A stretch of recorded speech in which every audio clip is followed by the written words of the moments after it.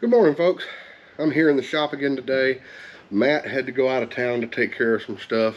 So I'm going to take this time to work on the old mule a little bit. I told you in one of the previous videos that the seats needed to be redone.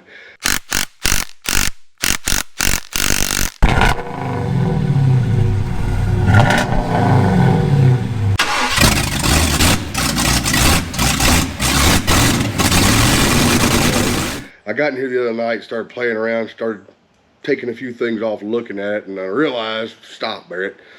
This is the stuff the folks want to see. When I started thinking about the seats on this thing, I asked the question, has anyone ever put bucket seats in a mule? So I start looking online. Surely somebody's done it before, and I can see what they did and maybe copy it. Apparently not. I can't find a single video of people putting bucket seats in the old mules. So I'm doing it. We're gonna make a video, and I'm gonna show y'all what all I took apart and how I'm going to build the new seat brackets and the seats I bought and all the fun stuff. So let's dig into that. All right, first things first. I'm looking at the old seats and I start peeling off the vinyl, which was just falling apart. So that's going away. And then we get to the seat foam, which is, you know, kind of beat up, not in real great shape, got some bad spots. I think I might repurpose this though, because I bought some buckets, but it'd be nice to have a cushion in the seat. So I might cut this up and make some little pads to set in the bucket seats. So we'll keep those. And here's the rear one. And look, obviously Kawasaki was not as concerned about the people in the back having as much cushion as the people in the front. See the difference there?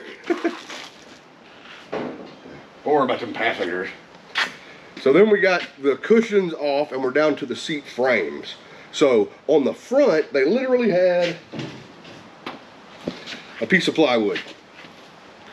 Now, I'm sure that this was at one time like marine grade plywood or something.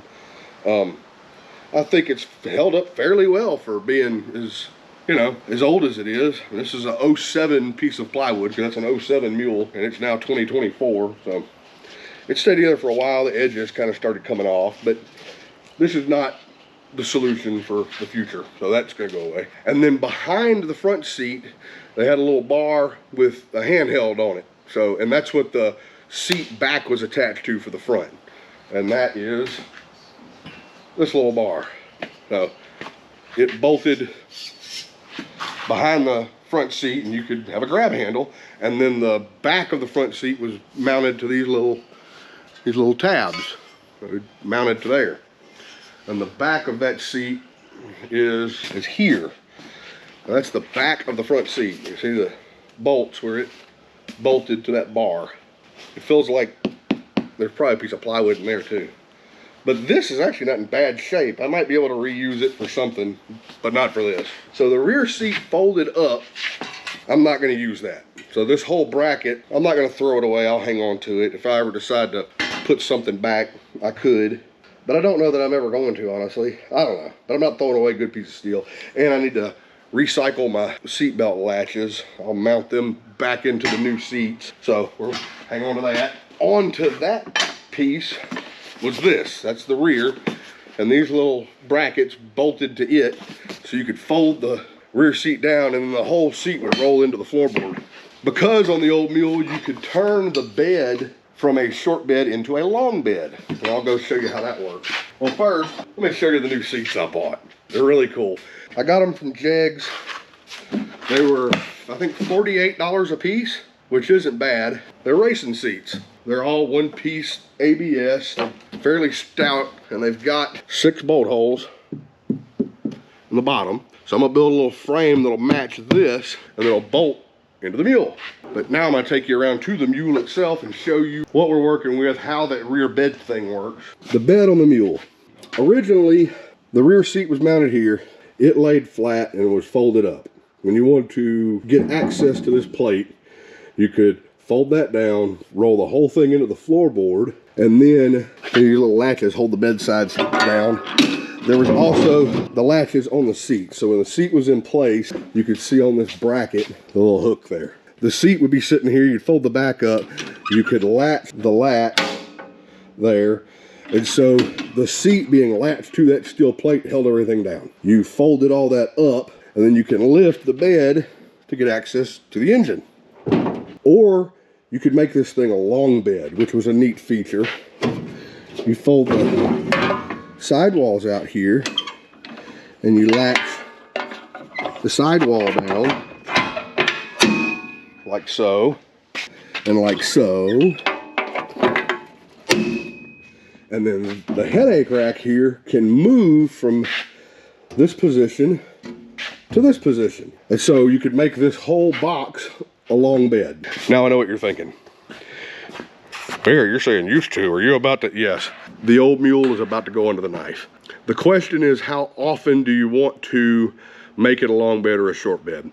Dad bought this thing in 07 and probably ran it until 2016 or 17, until it started giving him a little bit of problems and he didn't have time to fool with it and it sat up. But in all the time that he was running it, I don't know that I ever saw him put it in long bed mode, except for when he first bought it and we were playing with it and, oh, that's neat. Once it got set as a short bed though, I don't know that it ever went back into long bed. And so it really comes down to, what are you going to do with your machine? And I don't plan on using that bigger bed for anything. One big problem with it is with the roof on it and that headache rack in the forward position, you cannot lift the bed to get to the engine. You've got to take the rack out, and then so it's kind of useless to me. I am going to put these bucket seats in, and I want a little bit more room for leg room for everyone. And so I'm going to push that wall back even further. My plan is to make a new shorty bed on this thing and give us more room in the cab. In order to do that, I've got to do a little chopping. And I know, you know, you're cutting into an old thing. Yeah, well, typically I hate to do that, but I want to use this thing. I want to keep running it. I want to be able to take the grandkids on Florida ride. My bigger purpose with this rig is going to be hauling people around, not hauling lumber. I have no need or intention of keeping it as a pickup truck. I'm going to use it as a people hauler. So having more room in the cab makes more sense. That's what's about to happen. But for today, I'm not going to start on that right now. I don't know how far I'll get. My project today is going to be to get the seats made up and mounted. And then I'll rework the bed and move the headache rack. I say headache rack, the whole thing's got a roll bar. Anyway, here we go. I'm going to start working on seats. I am going to take the little door sides off. They'll get reused when I rework the bed. But for now, they're going away. Because this is going to be a flat plate now, I'm going to have to build me a little hook to mount here so that I can still lock the bed down. Step one, this thing's coming out of here for now. It'll come back. This. We're here with the other parts that I am keeping. I'm definitely keeping that. Now we have this big open bed space. These are coming off. I wonder how hard it is to pull that out. Okay, I'm gonna have to save that. If I cut this bed down, this is gonna have to go back here to mount the headache rack again. Let's see if I can pop that out with a screwdriver.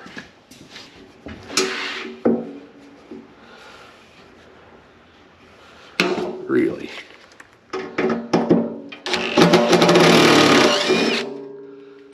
Is that held in with that? It is. That's cool. I thought about that. Nice. All right. Okay. Okay. Neato Cheeto. These are actually self-tapping screws. You see that little chopper thingy there? So you drill a hole that fits that tapered bit at the end, and you stick it in and it actually threads its own hole. That's kind of nice. So now that I know how to remove those, good stuff right there. So take the other ones out. So this comes off. Dang it, get in there. Cool, it stuck a little bit.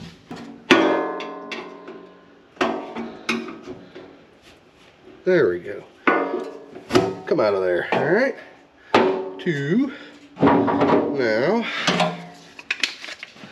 we'll loosen up the seatbelt bracket.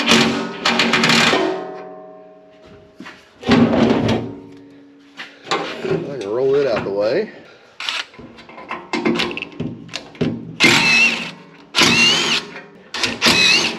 And 4. Very, very cool. All right. What'll eventually happen is that I'm going to take this bar right here. We're going to cut it off of the frame here. Oh, look at that. One little tack there. Oh, okay. They welded hard on the outside. I have to do a good little bit of grinding there. But this bar will come off.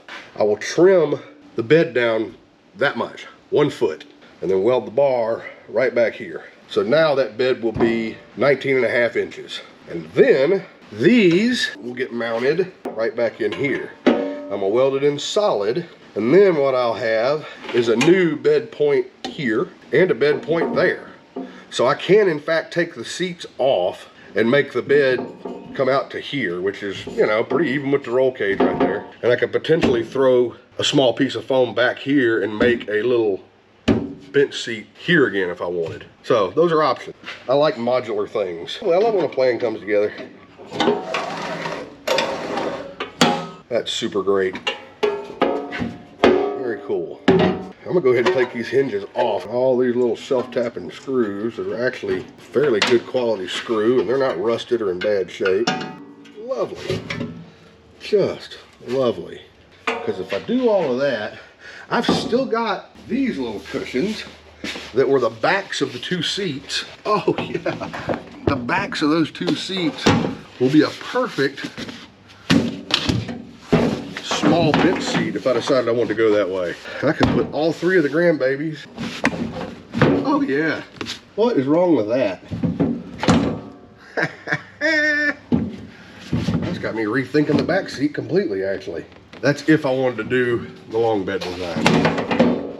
That'll be a good option to hang on to, or if I ever did decide that I wanted to make it a longer bed. All right, yep, we're gonna do this back modular like it was, to where I can swap out between a really short bed and the bucket seats, or I could go to a almost as long as original bed with a little bitty bench seat. Isn't that cool? Where was I at? Taking the other hinge off. The other hinge off. I'm gonna take this little old hinge and lightly hit it with a wire wheel, or maybe a flapper wheel. Just knock the rust off, give it a little shot of paint. And then I'll have hinged front seats, which are handy. And the rear seats are gonna be mounted directly to the bed. So when I get ready to move the bed out of the way, the bucket seats are just gonna go with it. They're all gonna come up out the way so we can work on the engine. That is fantastic. So let's look at that right quick. Here is my front seat. I can come right in here and mount that, possibly on the inside. Boy, that's tight, but it'll work. And then my seat can roll up. The whole thing can fold up out of the way so I can get access to here.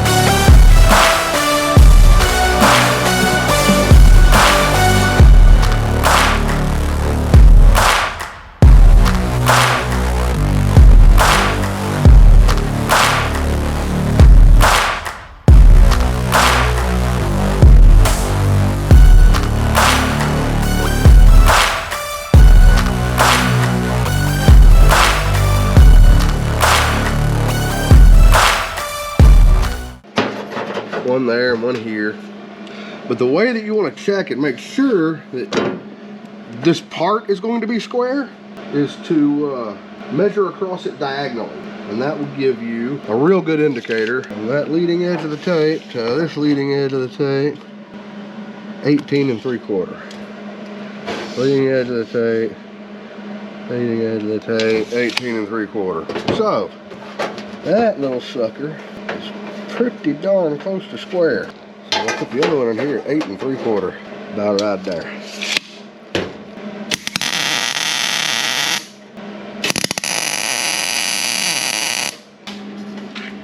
Stay, did it?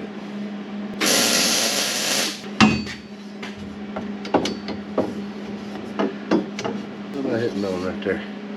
Oh, that.